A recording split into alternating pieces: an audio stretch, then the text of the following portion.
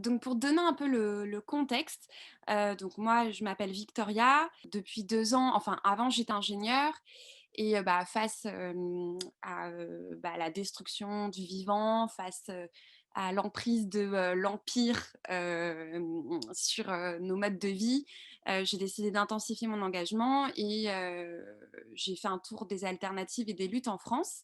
Et donc maintenant, je me suis, je dirais, réorientée professionnellement, dans le journalisme militant. Et donc, je suis, média-activiste, je fais des reportages vidéo sur les luttes et les alternatives.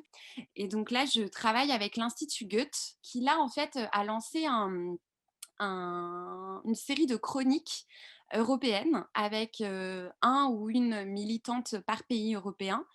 Et on va être chacun, chacune, chargés d'écrire sur l'activisme climat dans nos pays respectifs. Ça se passe en 4 épisodes. Donc le premier épisode, c'était faire le point, sur l'activisme climat, dans nos pays. La problématique, c'était: est-ce qu'on est en train de gagner la bataille climatique?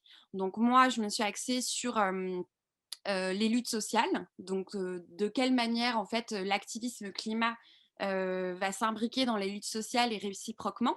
Et donc là, pour continuer, en fait, cette enquête sur l'activisme climat, le deuxième épisode, c'est, allons plus loin, plus en profondeur, dans l'activisme climat. Qu'est-ce que c'est d'être activiste? Et du coup, moi, je me suis intéressée à l'activisme au long cours. Et notamment aux personnes qui vont, dédier leur vie, aux alternatives et aux luttes.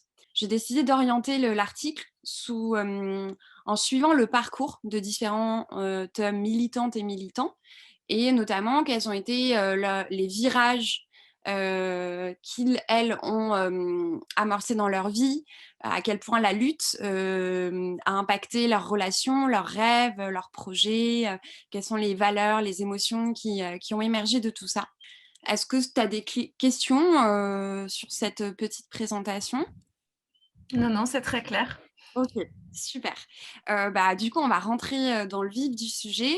Hem, OK, alors première question, du coup, Juliette, est-ce que tu peux me dire, quelles sont les causes pour lesquelles tu milites et la manière dont tu as choisi ou pas de, militer, pour ces causes? Les causes, j'ai l'impression qu'elles ont beaucoup varié au fil des années. Enfin, j'ai vraiment l'impression d'avoir eu des phases.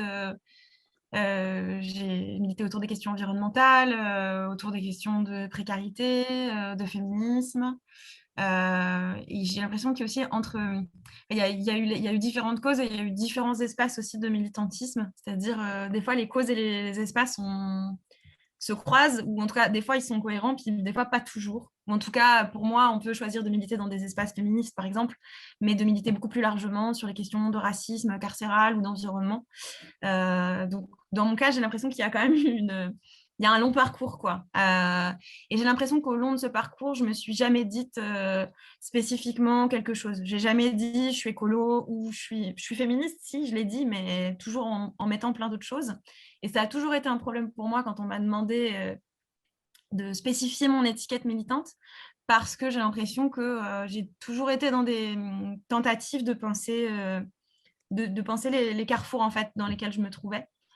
Et pour le dire plus précisément, pendant longtemps, je militais dans des espaces altermondialistes. Donc, dans ces espaces-là, les questions politiques, elles sont toujours multiples. On n'est jamais, quand on se dit altermondialiste, on ne dit jamais, ça veut pas dire qu'on est spécifiquement féministe ou spécifiquement anticolonialiste. Ça veut dire on est toujours on met toujours ces différentes questions-là au travail. Alors, avec une approche politique qui est aujourd'hui un peu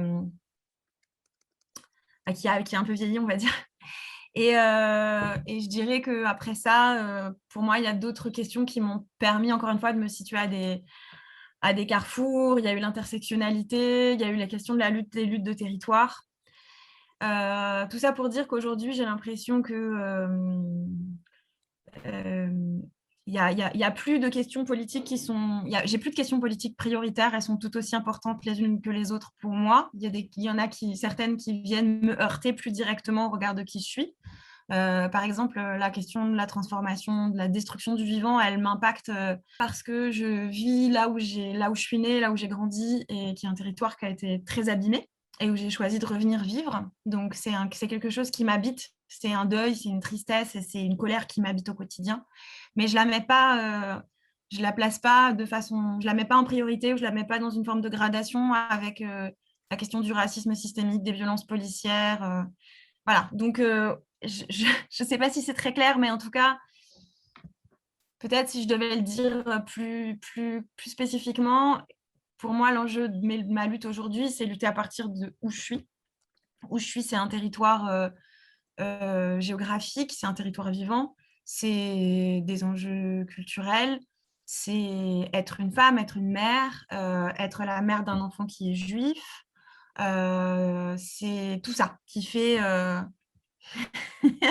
être une plouc qui vient de la campagne, d'une campagne particulièrement détruite, pas trop savoir où je me situe en termes de classe sociale, parce que voilà, c'est tout ça aujourd'hui qui fait ma lutte. Et du coup, c'est plus précisément, en ce moment, ça va être les questions de politique locale et et d'occupation de lieux. C'est les questions de cantine à l'école pour ma fille, mais c'est aussi plus généralement l'engagement dans des dynamiques féministes, etc. C'est très clair et ça fait tout à fait sens avec une écologie globale. C'était un petit peu la conclusion de mon premier article où aujourd'hui on se trouve en France dans une confrontation entre une écologie libérale et une écologie globale qui veut révolutionner nos modes de vie de A à Z, une écologie qui soit politique, populaire, décoloniale. Et c'est notamment aussi le témoignage des autres activistes qui m'ont dit la même chose que toi, c'est-à-dire que elles sont dans une intersectionnalité de lutte et que quand on a suffisamment, entre guillemets, creusé le sujet, quand on est un ou une activiste au long cours, c'est compliqué de ne pas être dans cette multi-étiquette, je dirais. Et il y a aussi cet aspect que le monde est en train de change en permanence. Il y a une impermanence de la vie et de notre société. Et donc, c'est normal aussi que nos luttes soient en mouvance en permanence. C'est un peu comme la masculinité hégémonique. Elle évolue en fonction des différents enjeux, en fonction des mœurs, de la politique. Donc, merci beaucoup. Je suis ravie qu'on se rejoigne là-dessus. Et est-ce que tu peux me dire concrètement la façon dont tu milites ou tu as milité? Alors, je sais qu'il y a c'est un parcours vraiment très long, mais est-ce qu'il y a des cas concrets un peu différents dans lesquels, dans ta façon de militer? Il y a, comme je le disais tout à l'heure, la question du territoire. Je pense que le fait d'avoir grandi, vécu toute ma vie d'enfant, d'adolescente jusqu'à l'âge adulte au même endroit, je pense que ça m'a donné un ancrage assez fort. Et du coup, cette question du territoire, elle s'est un peu déployée pour moi quand je suis allée habiter à la ZAD de Notre-Dame-des-Landes, qui est juste à côté de là où j'ai grandi, en fait, donc avec laquelle j'avais un attachement depuis déjà longtemps. Et qui est toujours présente pour moi aujourd'hui, dans le sens où, pour moi, il est évident que ma lutte aujourd'hui, elle commence par le territoire dans lequel j'habite. Et c'est ça que je suis en train d'essayer c'est ça que j'essaie de développer aujourd'hui, tout en continuant à avoir des dimensions de lutte nationales, internationales. Ça, c'est une première chose, la question du territoire. Sur la question des modes d'action, action directe, occupation, recours juridique, moi, je suis très claire sur le fait que pour moi, tous les modes d'action se valent et qui sont tous intéressants. Je suis vraiment très, très opposée à des visions dogmatiques de nos modes d'action. Donc, moi, j'en ai pratiqué plein de différents. Je me suis organisée avec des gens qui en pratiquaient encore d'autres. Et je suis vraiment convaincue que l'enjeu, c'est la stratégie. C'est pas du tout... La question n'est pas le mode d'action en lui-même, la question est le contexte dans lequel on l'utilise et du coup la pertinence de l'utiliser dans ce contexte. Et donc, moi, j'ai pu être, à titre personnel, autant bouleversée par des actions directes, des occupations, des manifs assez confrontatives, on va dire, auxquelles j'ai participé, que des moments beaucoup plus solennels ou des victoires beaucoup plus symboliques, mais qui, prenant part d'une lutte beaucoup plus large, recouvraient quand même un sens puissant. Donc voilà, sur les modes d'action, j'ai vraiment pas envie de me définir par un mode d'action. Et après, peut-être si dire quand même que de la même manière que je ne me définis pas par un mode d'action, je ne me définis pas non plus par une forme d'organisation. C'est-à-dire, j'ai toujours été un peu le cul entre cinq chaises. J'ai toujours été traînée entre des milieux syndicalistes, d'organisations politiques. Jamais de parti politique, par contre, je tiens à le préciser.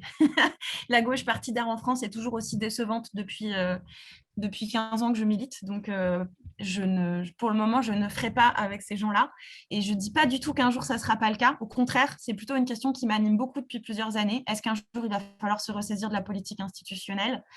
Mais au jour d'aujourd'hui, je considère que ça n'est pas, que les partis politiques qui existent ne sont pas à la hauteur.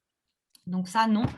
Et beaucoup de collectifs et d'espaces autonomes, en fait, plutôt à vocation non autoritaire, horizontale, etc. Moi, j'ai pas, là aussi, plutôt, je m'organise dans des espaces anti-autoritaires, mais j'ai toujours considéré que faire politique, c'était s'organiser aussi avec les syndicats, aussi avec certaines organisations politiques, que la composition, c'est quelque chose d'important pour moi. C'est pas une obligation, mais c'est quelque chose qui est nécessaire pour faire mouvement. Et pour moi, l'enjeu, c'est quand même de faire mouvement de façon massive. Je ne suis pas non plus, c'est important de le dire parce que j'ai beaucoup parlé de territoire, je ne suis pas non plus dans l'idée qu'on va construire notre alternative dans notre petit territoire coupé du reste du monde. Ça, ce n'est pas du tout quelque chose auquel je crois. Je crois beaucoup au rapport de force. Et le rapport de force, ça se construit et ça se construit dans la composition. Ça, j'en suis vraiment convaincue. Justement, voilà, tu dis que toi, tu as un long parcours, 15 années que tu milites, enfin peut-être plus. Justement, moi, de mon parcours militant, je me suis pas dit toute ma vie, je vais être militante. Et je pense que j'ai été plutôt happée par les questions de justice et j'ai plongé dedans petit à petit et ça s'est construit vraiment petit pas par petit pas. Et de ce fait-là, j'ai opéré des virages dans ma vie assez forts, mais je m'étais pas dit au début de mon militantisme que j'allais le faire en fait. Et donc, je me demandais, toi, de quelle manière ton engagement a changé ta vie. Quels sont les virages peut-être radicaux ou symboliques que tu as opérés au cours de ton parcours militant? Je pense que et un des trucs auxquels j'ai renoncé, c'est disons que jusqu'à un certain âge, je dirais jusqu'à la fac, quoi. Non, même jusqu'à après mes études. J'avais un peu cette idée d'ascension sociale. J'avais envie Je pense que d'une certaine manière, j'assumais pas trop le milieu duquel je venais, qui est un milieu plutôt rural, même si plutôt rural, mais pas prolétaire. Mais il y avait quand même un enjeu à faire plus que mes parents, quoi. Je sais pas comment le dire autrement. Mais mes parents, ils étaient infirmiers tous les deux. Ils ont choisi un mode de vie plutôt dans l'autonomie matérielle. Voilà, c'est des post-68 arts qui ont choisi un mode de vie, on va dire, qui était vraiment dans une critique du matériel, des privilèges matériels. Mais moi, j'avais vraiment un enjeu à aller en ville, faire des études, des grandes études, je sais pas, mais faire des études, avoir un boulot qui a du sens, etc. J'ai pas renoncé au sens, mais j'ai complètement renoncé à tout le reste. Donc ça, je pense que c'est vraiment un truc qui est venu avec la politisation. C'est qu'à un moment donné, c'est devenu clair pour moi que j'imaginais pas euh, trouver une forme d'épanouissement et de sens dans une carrière comme celle qui pouvait s'offrir à moi au vu des études que j'avais faites, quoi. Donc ça, c'est clairement un virage. Je pense qu'il y a un autre virage, c'est je dirais la critique de l'hétérosexualité dans ma vie quotidienne, dans le sens où j'ai vraiment choisi, pour le coup, consciemment, de construire une famille qui n'est pas une famille qui repose sur un couple hétérosexuel, même si le couple hétérosexuel en fait partie parce que je suis dans un couple hétérosexuel, mais que la famille qu'on a construite, c'est une famille choisie avec plus d'adultes. Et on a choisi là aussi sciemment d'élever notre fille, et c'est beaucoup, beaucoup moi qui ai poussé pour ça, d'élever ma fille collectivement avec d'autres adultes. Je voulais pas du tout, je cernais très fortement que devenir mère, ça pouvait être quelque chose de très enfermant pour moi. Et c'était aussi quelque chose que je voulais pas transmettre à ma fille.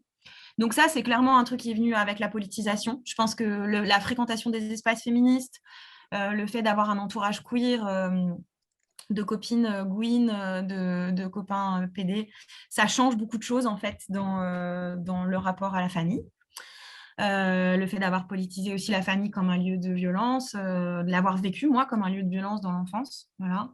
Ça, c'est un autre virage. Donc, renoncement au travail, renoncement à la famille hétéronormée. J'essaie de réfléchir s'il y a d'autres choses.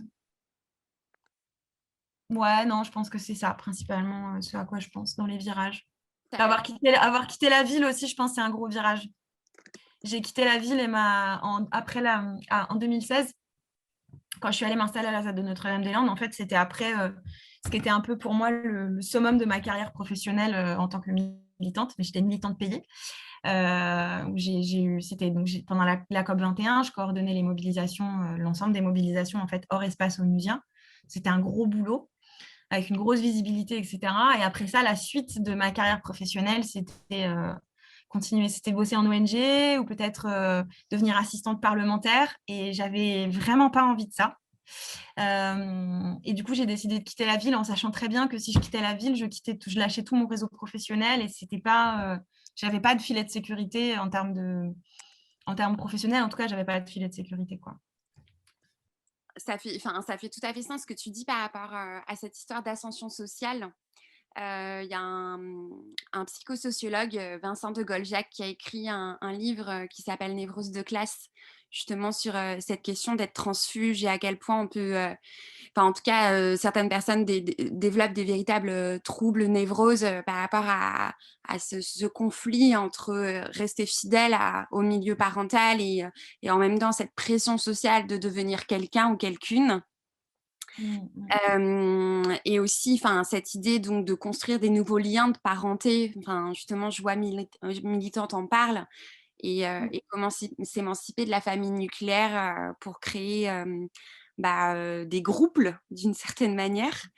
mm, Euh, Là, tu as dit avoir renoncé à certaines valeurs finalement. Quelles sont les mm, nouvelles mm. valeurs qui ont émergé de ce parcours de vie? Et aussi sur la question des émotions, est-ce qu'il y a, avec les valeurs, d'autres émotions finalement qui émergent et auxquelles tu donnes de la place? Mm, mm. Ouais, je dirais que dans les valeurs, je sais pas si c'est en termes de valeurs. En tout cas, j'ai l'impression qu'il y a un enjeu c'est pas une valeur, mais c'est une orientation, on va dire. La question de la communauté, c'est important pour moi, de vivre collectivement et d'apprendre en fait à faire communauté, parce que c'est quelque chose qu'on nous a désappris. Et c'est un des grands. Moi, je suis vraiment persuadée que on est comme culturellement, on est comme amputé en fait. On ne sait pas faire collectif, on ne sait pas faire communauté. Et de ça découle le fait que Joie militante en parle beaucoup, mais de ça découle le fait qu'on on sache pas habiter les conflits, on sache pas habiter le désaccord, l'incertitude, l'indécision, euh, les engagements, la confiance, toutes ces choses-là. Donc pour moi, ça c'est vraiment un des trucs qui est devenu évident, c'est l'entraide. Et du coup, en fait, de la communauté, pour moi, les valeurs qui viennent, c'est l'entraide, la solidarité. J'ai du mal, par exemple, à employer le terme de solidarité parce que je le trouve très galvaudé, il a été très institutionnalisé, etc. Mais en même temps, c'est quand même, moi, j'ai l'impression que c'est un peu le fil rouge dans ma vie. Je ne l'ai pas découverte, cette valeur, elle a toujours été là. Y compris, elle m'a été transmise, quoique de façon moins politique peut-être que moi, je la formule ou je la vis aujourd'hui. Mais ça reste finalement peut-être une des valeurs les plus centrales aujourd'hui pour moi. Avec ça, je ne sais pas très bien comment la formuler, la question de défaire la violence des normes dans ces communautés ou dans mes espaces de vie, de toujours questionner et chercher à défaire les normes, en fait, pas par principe, pas par volonté d'être marginal, mais parce que les normes sont de la violence et donc de chercher à défaire la violence en fait. Et je dirais, là, c'est pas. Donc, ça, c'est la question des valeurs. Sur la question des émotions, moi, je dirais qu'il y a dans les émotions aujourd'hui que mon militantisme a comme libéré. Il y a des émotions dites négatives et qui sont constantes pour moi et avec lesquelles j'apprends, en fait. Mais vraiment, j'en suis au tout début, j'ai l'impression, mais il faut que j'apprenne à faire avec. C'est la question du deuil. C'est vraiment important pour moi, la question du deuil. C'est un truc qui me j'ai l'impression de vivre au quotidien avec le deuil. Je vis avec le deuil des personnes que j'ai perdues, évidemment. Je vis aussi avec le deuil du vivant, du monde vivant comme je l'ai connu. Et ça, vraiment, ça a toujours été présent. Ça l'est encore plus depuis que je suis mère parce que, par exemple, accompagner ma fille dans le monde, y compris précisément dans le territoire dans lequel j'ai grandi, et de moi, je le vois comme je le vois je le vois à travers la lentille, à travers la perception de ce qu'il a été, de tout ce qu'il n'est plus, de tout ce qu'il a perdu, de toute la biodiversité qui a disparu depuis mon enfance, toutes les espèces, par exemple, que je connaissais enfant qui n'existent plus, toutes les haies qui ont été coupées, les chênes centenaires dans lesquels j'ai joué, les ruisseaux dans lesquels j'ai joué qui n'existent plus. Et c'est vraiment un truc, c'est une tristesse continue avec laquelle je dois habiter. Et en même temps, comment est-ce que je transmets à ma fille l'amour de ce territoire tel qu'il est aujourd'hui? Je lui transmets ce qu'il a été même avant moi, sans lui transmettre la lourdeur que moi je porte, mais en même temps en lui transmettant la volonté féroce de le défendre, de le protéger, de le réparer. Donc le deuil, pour moi, c'est vraiment c'est continu. Et au-delà du deuil, je dirais même l'empathie. C'est-à-dire, je crois que militer, c'est vraiment accepter de. Ça va être hyper con comme formulation. Mais moi, pour moi, vraiment, militer, ça a été ouvrir mon cœur, quoi. Et par exemple, là, je parle de choses qui m'atteignent directement, mais sur des choses qui ne m'atteignent pas directement. En tant que militante et en tant que journaliste, j'ai travaillé sur des histoires de violences policières. Par exemple, en ce moment, j'ai écrit un article sur les luttes des mères au Brésil, où j'ai rencontré plusieurs mères endeuillées dont les enfants ont été tués par la police.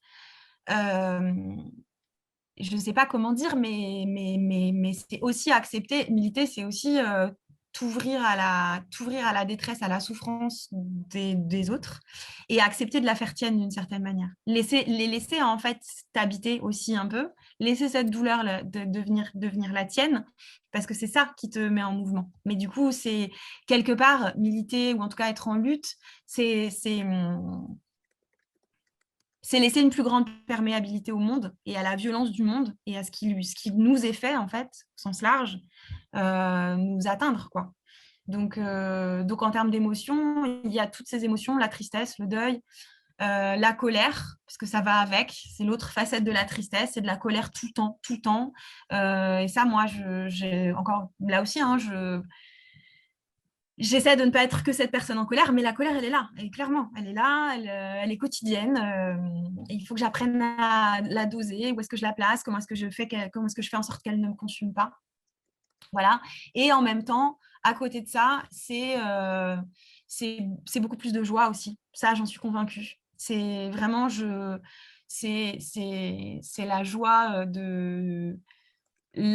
d'aller plus loin que ce qui a été prescrit pour nous, le fait, par exemple, de prendre plus de risques, ben, en fait, mais c'est comme tout dans la vie. C'est quand je parle de perméabilité, de partager le deuil, de partager la tristesse, ça veut dire qu'en fait, tu prends plus de risques. Tu laisses tes attachements t'atteindre plus profondément, mais c'est aussi parce que tu laisses tes attachements t'atteindre plus profondément qu'en fait, en retour, la joie que tu vas sentir à certains moments que tu vas partager, je crois qu'elle est aussi beaucoup plus puissante que ce qu'une vie normée, enfermée dans les codes, enfermée dans ce qu'on nous a demandé de faire, etc., ne nous autorise. Donc, moi, j'ai l'impression que d'une certaine manière, en fait, les émotions, elles sont plus fortes de manière générale.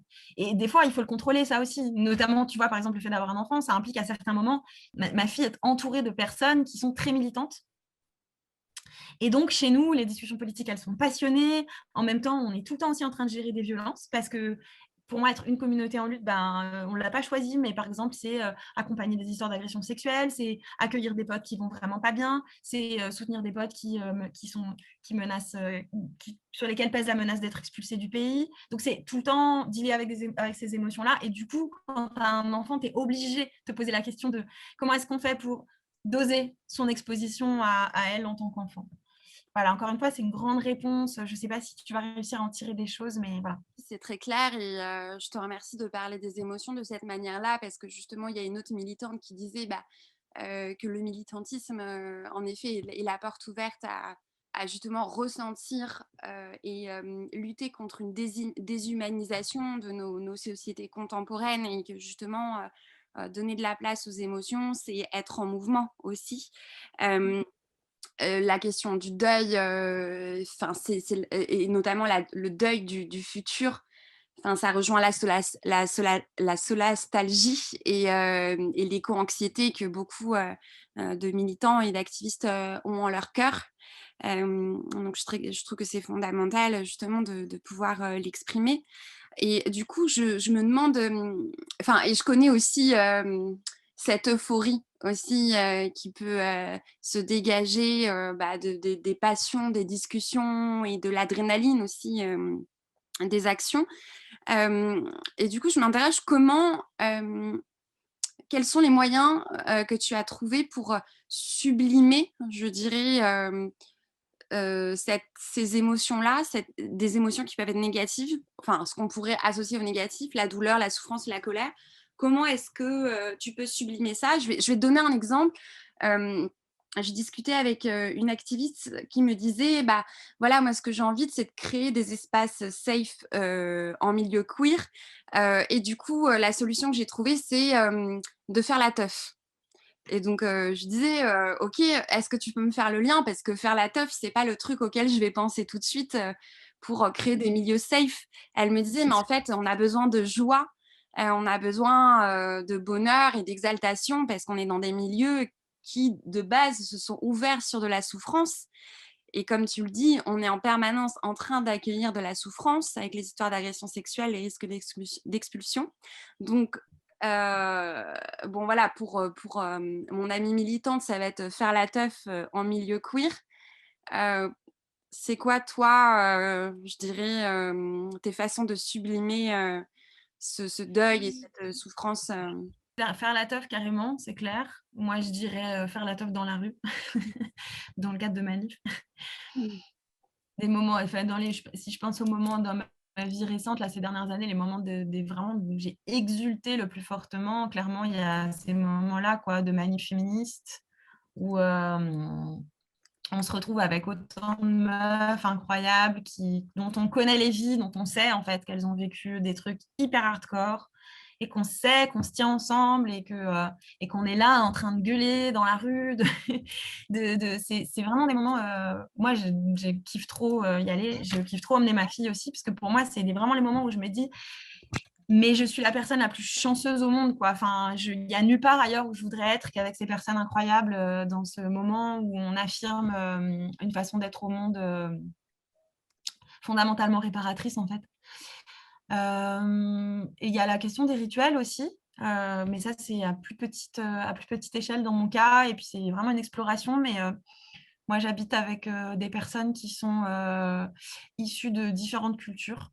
Et du coup, on explore collectivement des façons de réintroduire du spirituel dans nos vies à partir de nos différentes cultures.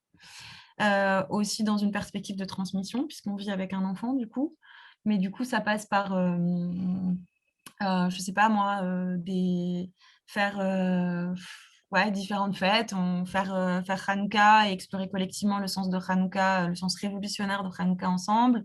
Ça va être faire certaines des fêtes celtes, et notamment par exemple tu vois, on a fait, au moment du solstice d'hiver, on a fait une transition avec une cérémonie qu'on avait inventée nous, avec tous les gens qu'on aime autour de nous. On s'en fout, je ne vais pas te raconter en détail, mais en tout cas, voilà, faire des rituels dans lesquels on construit collectivement, en fait, on partage collectivement ce qu'on vit, ce qu'on ressent, puis ce vers quoi on a envie d'aller, quoi. Ça, pour moi, c'est hyper important et c'est vraiment un truc aussi assez nouveau dans ma vie, mais que je suis hyper contente d'explorer avec des gens différents. Et du coup, j'ai l'impression aussi que ça vient vachement bouleverser l'héritage que j'ai entre une division assez classique de traditionnel versus moderne, je ne sais pas comment le dire autrement, où la spiritualité serait plutôt du côté du traditionnel et des normes et la modernité plutôt du côté de l'abolition de la spiritualité. Bon, aujourd'hui, c'est plus du tout ce que je vis. Donc, j'ai l'impression que ça, c'est une façon très importante aujourd'hui pour moi de sublimer. Ouais, voilà. OK. Il y a une question que je trouve qui revient souvent dans les milieux militants, c'est la question économique. Moi, de ce que j'ai vu sur le terrain, je trouve que les milieux militants sont assez précaires. Enfin, ça dépend pour qui. C'est-à-dire qu'il y a des personnes qui militent et qui ont des héritages, des parents avec du patrimoine, des personnes qui sont en grande situation de précarité. Et là, dans les entretiens que j'ai pu faire, la question économique revient souvent pour justement Mm, tenir le marathon du militantisme. mm, Euh, mm. Comment on fait quand on n'a pas un statut privilégié? Comment on fait quand on a un statut de privilégié? Comment on peut créer un système économique qui puisse permettre à tous de pouvoir vivre en cohérence avec ses convictions? Est-ce que c'est une question, toi, que tu as déjà abordée dans ton parcours? Alors, moi, déjà, je crois que c'est compliqué d'habiter en ville. Sauf à squatter, c'est pas possible d'être précaire et d'habiter en ville, objectivement. Enfin, surtout pas à Paris, en tout cas.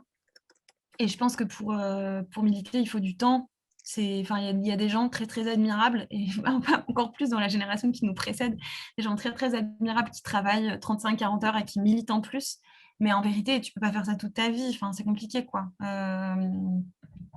C'est compliqué. Si tu te retrouves, enfin, voilà, si tu as des problèmes de santé mentale, si tu as besoin de te poser, enfin, c'est compliqué. Donc, moi, j'ai l'impression, en tout cas, en ce qui me concerne, qu'il y a vraiment un enjeu pour pouvoir militer, à penser la question du temps de travail. Et avec la question du temps de travail, du coup, vient celle de la précarité, évidemment. En même temps, depuis une perspective écologique, c'est important de penser aussi la question de l'accumulation des richesses. Est-ce que c'est écologiquement viable de vivre avec un budget de 3 000, 2 000, 3 000 euros, j'en sais rien, combien on gagne quand on est un cadre en ville, quoi. Et même, est-ce que c'est écologiquement viable de vivre en ville? Enfin, tout ça, c'est des vraies questions. Moi, je ne veux pas du tout les aborder d'un point de vue moraliste. Je le redis à chaque fois parce que je crois que quand on parle d'écologie, très vite, on peut tomber dans les trucs moralistes. Donc, je ne veux pas du tout faire ça. Pour moi, dans mon cas, la question de la précarité, clairement, ce qui a changé ma vie, ça a été de revenir habiter à la campagne. Ce qui fait qu'aujourd'hui, je peux vivre. En fait, je vis avec très peu d'argent. Et parce que. Alors, en partie parce que j'habite à la campagne, en partie aussi parce que mes parents sont propriétaires et qu'on habite sur un espèce de hameau partagé et que. Il y a du coup une facilité d'accès à la terre, même si c'est pas du tout beaucoup de terre, mais via mes parents.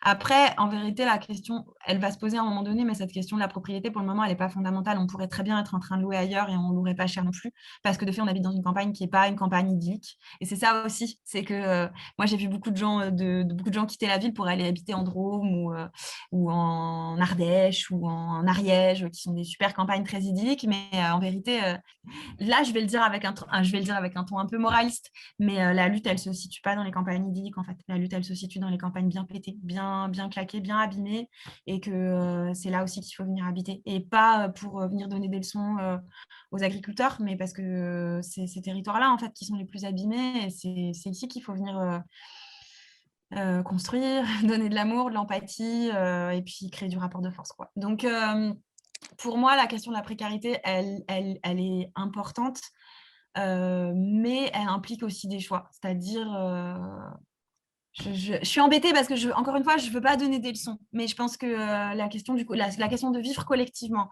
de créer des ressources, tu vois, par exemple, pour moi aujourd'hui, arriver à l'âge que j'ai, hyper âgée, la meuf, mais en tout cas, il y a vraiment un truc.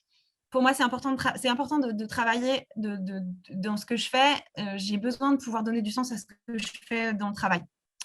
Et tout ce qui a du sens aujourd'hui, dans mon cas, est très mal payé. c'est faire des articles sur, faire du journalisme sur des sujets qui m'intéressent et qui globalement intéressent peu de gens.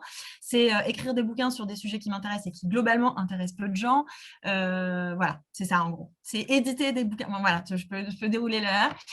Mais je ne vais pas renoncer à ça. Et pour ne pas renoncer à ça, il faut que je gagne moins d'argent, il faut que je dépense moins d'argent. Pardon. Il faut que je puisse dépenser moins d'argent. Et donc, pouvoir dépenser moins d'argent, ce qui, en fait, est aussi cohérent, comme je le disais, avec des enjeux écologiques, par exemple, mais pouvoir dépenser moins d'argent, ça veut dire très concrètement, j'habite à la campagne, me chauffer au bois, avoir un poêle à bois. Et pour avoir du bois dans mon poêle à bois, ça veut dire faire un chantier bois avec mon cohabitant qui va me prendre 2 semaines dans l'année. C'est aussi faire notre propre jus de pomme, c'est faire notre propre jardin. Et je ne le fais pas du tout par idéalisme, parce que comme je viens de la campagne et que je viens de là, moi, j'ai pas du tout un truc romantique autour de faire mon propre jardin. Plutôt, j'aime bien vite fait en faire, mais le faire de façon récurrente et tout, c'est une tâche. Pour moi, c'est un travail comme les autres. Mais j'ai fait ce choix-là parce que derrière, ça débloque des enjeux matériels pour moi. Ça fait que je peux vivre avec moins d'argent. Et ce faisant, ça fait que je peux me concentrer sur des tâches de travail immatériel qui ont du sens dans une perspective révolutionnaire. Donc, c'est comme ça, pour le moment, c'est comme ça que je vois la précarité. Et moi, il y a plein de moments où j'ai envie de dire aux gens qui sont précaires en ville, venez habiter ici. Et venez habiter ici réellement, pas comme des cadres parisiens qui vont s'installer à la campagne et faire du travail de loin et en fait ne rien changer, sinon aggraver la situation des campagnes. Mais venez réellement habiter la campagne. Voilà. Ouais, bah, je comprends tout à fait. Enfin, c'est ce que je fais en fait. Donc, je me retrouve tout à fait dans ce que tu dis. Je ne gagne pas une thune, mais je fais ce que j'aime. Donc, c'est cool. Non, non, c'est vrai que enfin, moi, je vis avec 500 à 600 euros par mois en travaillant tout le temps. En Mm, travaillant tout le temps, en militant tout le temps, même la nuit quand je rêve. Et oui, et du coup, je vais dans la forêt chercher le bois pour mm. me chauffer avec mon poêle, en effet. Euh, donc, je comprends tout à fait. Est-ce que tu as vu autour de toi des organisations collectives hors de ce que tu me décris pour justement résoudre cette question économique? Ouais, mais pas beaucoup en vérité. Ce qui est quand même un problème. Mais à ma connaissance, dans les organisations que je connais, il y a par exemple des mutuelles, Mhm. des mutuelles de solidarité où les gens mettent de la thune en commun pour pouvoir se dépanner les uns les unes les autres quand nécessaire, avoir un espèce comment on dit, de tapis de protection, je ne sais plus quelle est l'expression exacte, collectif, quoi. Ça, c'est un truc auquel je pense. Il y a évidemment, moi, un des exemples que j'ai en tête, c'est la ZAD de Notre-Dame-des-Landes, avec des formes de solidarité qui ont permis pendant des années que des personnes qui n'avaient pas du tout de revenus puissent venir habiter et avoir la base, on va dire, à la ZAD. Je pense aussi à d'autres formes communautaires comme Longomaille, par exemple, qui vit de façon autonome.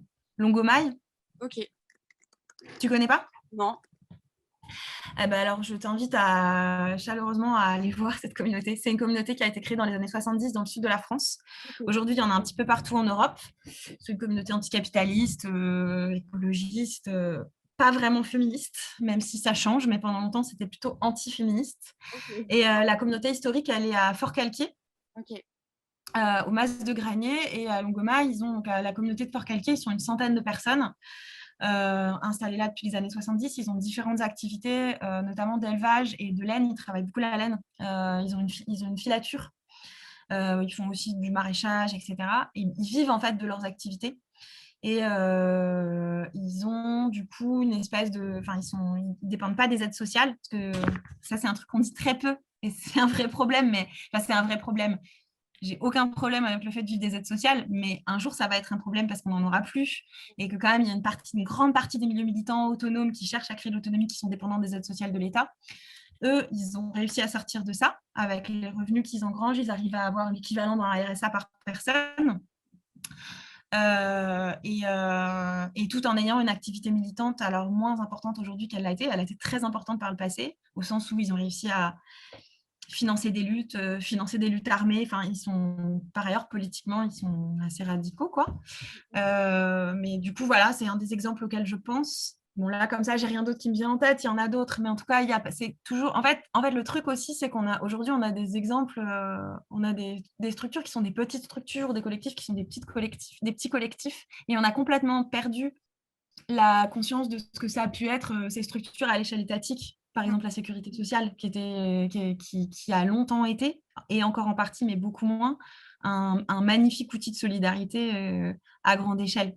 Voilà. Et en fait, là où je dis qu'on l'a perdu, c'est qu'on a compris perdu le sens de défendre ces outils-là, quoi.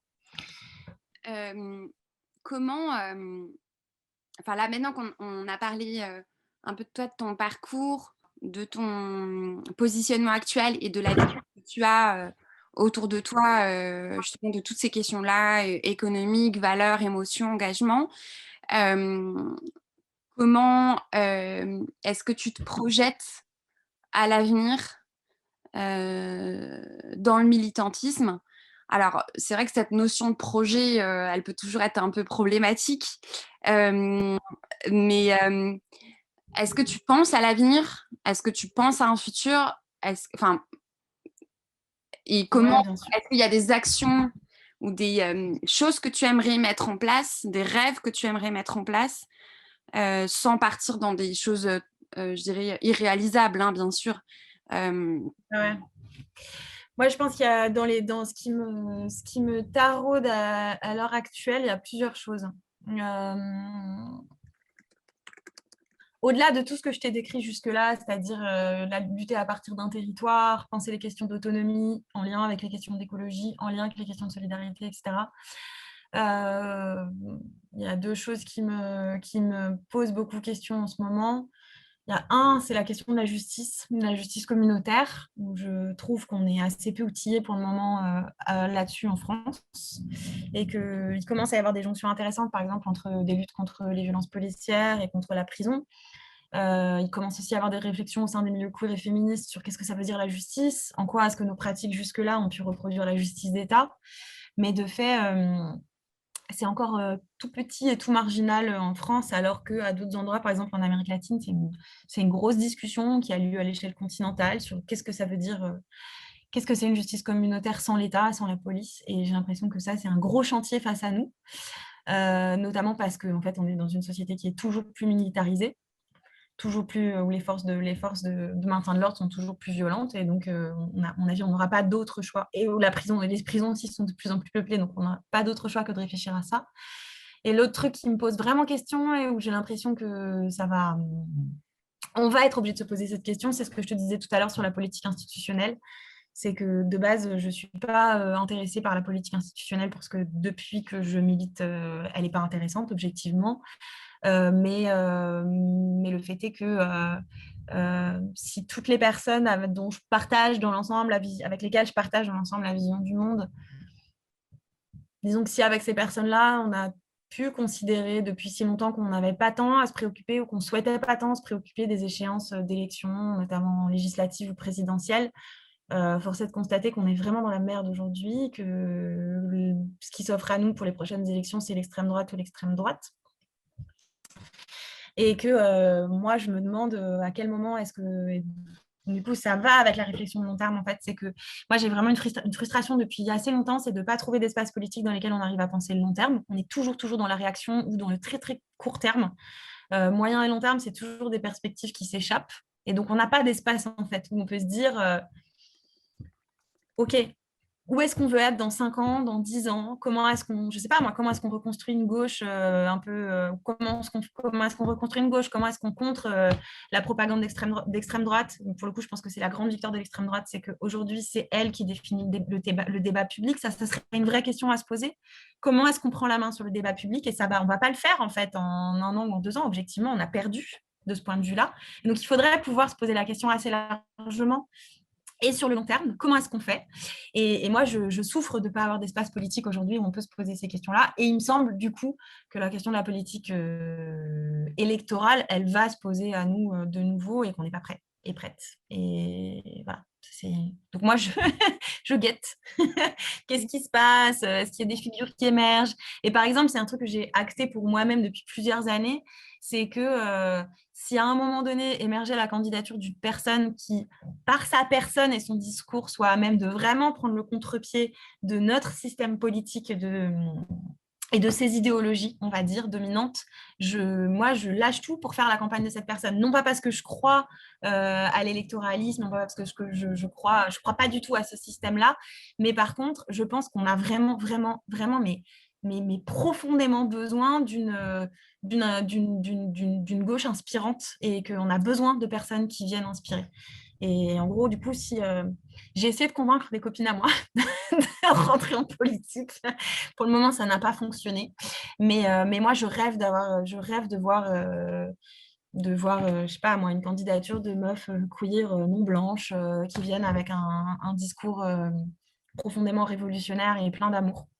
Et je lâche tout pour faire une campagne comme ça parce que j'ai du mal à expliquer pourquoi, mais je pense qu'on en a besoin. Voilà. Ouais, par exemple, je pense que le programme d'Alexandria Ocasio-Cortez avec le Green New Deal, qui a été mais complètement qui est tout à fait critiquable dans sa forme originale, mais qui n'a pour le coup rien à voir avec les formes qui ont été reprises un peu partout, et notamment en Europe. Mais ce programme-là, c'est la première fois depuis très longtemps qu'il y a une proposition à gauche, qui est une vraie proposition, qui est pas de la contre-proposition, qui est pas de la défensive vis-à-vis des offensives de la droite, mais qui est une vraie proposition constructive qui offre une perspective à moyen terme. Et ça, on n'a pas ça aujourd'hui. On n'a pas du tout ça. Et c'est un vrai problème parce qu'on ne peut pas on peut pas faire face à la propagande d'extrême droite avec pas de proposition. Ça ne marche pas. Voilà. Bah, je suis bien d'accord sur cette nécessité-là aujourd'hui de réintroduire l'espace politique et institutionnel, pas euh, par conviction que le système électoral fonctionne, mais vraiment pour se protéger d'une dérive autoritaire, fasciste. En fait, c'est vraiment ça aujourd'hui. C'est qu'à force, je pense, alors je pense pas que c'est de notre responsabilité uniquement à gauche, mais qu'à force de ne pas y croire et de construire l'alternative et le rapport de force d'un point de vue local et pas suffisamment national, on se retrouve aujourd'hui face à, ouais, comme tu dis, une propagande d'extrême droite et un État fascisant et qui est dangereux. Et du coup, c'est plus pour se prévenir de ce danger qui voilà, peut mener à une guerre civile et à de nombreuses mortes et morts une violence extrême que alors moi, c'est vrai que je crois encore au fait de se protéger de ça par le vote, même si c'est pas une idéologie, enfin le système électoral auquel je ne crois pas. Et c'est vrai que là, on est vraiment face à ce danger. Après, c'est, je dirais, mondial, hein, c'est pas qu'en France, de toute façon. On arrive à la fin. Du coup, moi, j'ai toute la matière que je voulais. Je te remercie. Et du coup, là, c'est un peu la carte blanche. Est-ce qu'il y a quelque chose que tu n'as pas évoqué, que tu aimerais transmettre, que tu aimerais aborder? Non, là, comme ça, je pense à rien. Mais si je pense à un truc, je te dirai. Mais là, comme ça, il n'y a rien qui me vient. Ok, ça marche. Et du coup, avant de se quitter, je voulais voilà, faire en déclusion un petit peu un ressenti par rapport à cet échange et bah, voilà, voilà, ton ressenti. Et moi, j'ai beaucoup parlé de moi et à chaque fois, je me sens gênée après d'avoir beaucoup parlé de moi. Je me dis, ah, j'ai pas assez exposé d'idées, j'ai trop parlé de ma vie. Donc, il y a un peu cette gêne-là, mais je vis avec, hein, c'est comme ça. Et sinon, bah non, je te remercie de tes questions. C'était très intéressant. Pour te rassurer, j'ai orienté les questions aussi de façon à ce qu'on parle de ton parcours et c'est ça qui m'a intéressée. J'ai vraiment envie que cet article puisse rendre compte des vies des personnes qui mènent la lutte plutôt que parce que derrière les idéologies, sans être dogmatique, il y a des personnes qui existent et je pense que c'est justement ça qui est important de se ramener à l'être humain et humaine et donc de plus être dans la déshumanisation. Enfin, il y a en fait derrière toutes ces idées, il y a des personnes quoi. Et c'est ça qui est important. En tout cas, c'est vraiment ça que j'ai envie de mettre en lumière. Du coup, je te remercie, vraiment, merci beaucoup. Moi, je sors grandie de cet échange. et je reviens vers toi prochainement donc voilà, faire part de l'article. Ça marche, cool. Super. Bah, écoute, merci Bon beaucoup. courage à toi. Merci. Ouais, non, merci à toi et puis à bientôt alors. À bientôt. Je te souhaite une bonne après-midi. Au revoir. Toi aussi. Salut Victoria. Salut.